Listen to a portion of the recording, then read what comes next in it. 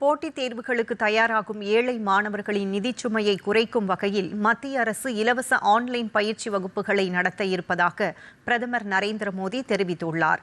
தில்லி செங்கோட்டையில் சுதந்திர தின உரையாற்றிய அவர், அடுத்த ஓராண்டில் 1 கோடி இளைஞர்களுக்கு செயற்கை நுண்ணறிவு துறையில் பயிற்சி வகுப்புகள் தொடங்கும் என்றார்.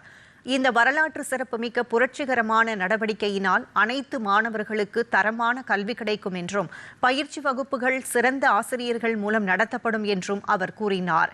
நுழைவுத் தேர்வுகளுக்காக மத்திய தர குடும்பங்கள் செலவிடும் ஆயிரக்கணக்கான கோடி ரூபாய் இந்த திட்டம் மூலம் மிச்சப்படுத்தப்படும் என்றும் பிரதமர் குறிப்பிட்டார்.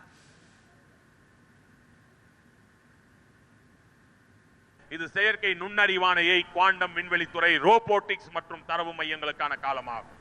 தற்போது முற்றிலும் ஒரு புதிய களம் திறக்கப்பட்டுள்ள நிலையில் வளர்ந்து வரும் நவீன தொழில்நுட்பங்கள் ஒவ்வொரு நொடியும் நமக்கு புதிய சவால்களை விடுத்துக் கொண்டிருக்கின்றன. செயற்கை நுண்ணறிவு தொழில்நுட்பத்தின் விரிவாக்கம் மிக வேகமாக அதிகரித்து வருகிறது. செங்கோட்டையிலிருந்து நாட்டின் இளைஞர்களுக்காக ஒரு முக்கிய அறிவிப்பை நான் வெளியிட விரும்புகிறேன். வரும் ஓராண்டிற்குள் 1 கோடி இளைஞர்களுக்கு செயற்கை நுண்ணறிவு திறன்களுக்கான பயிற்சியை வழங்க நாங்கள் முடிவு செய்துள்ளோம்.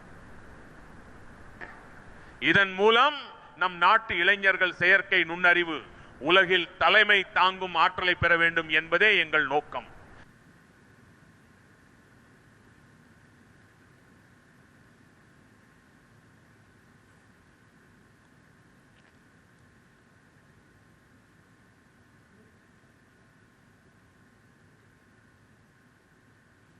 ஐந்து முதல் 15 வயது வரையிலான சிறார்களின் விளையாட்டு திறனை கண்டறிய நாடு தழுவிய அளவில் புதிய திட்டம் உருவாக்கப்படும் என்றும் பிரதமர் நரேந்திர மோடி தெரிவித்தார்.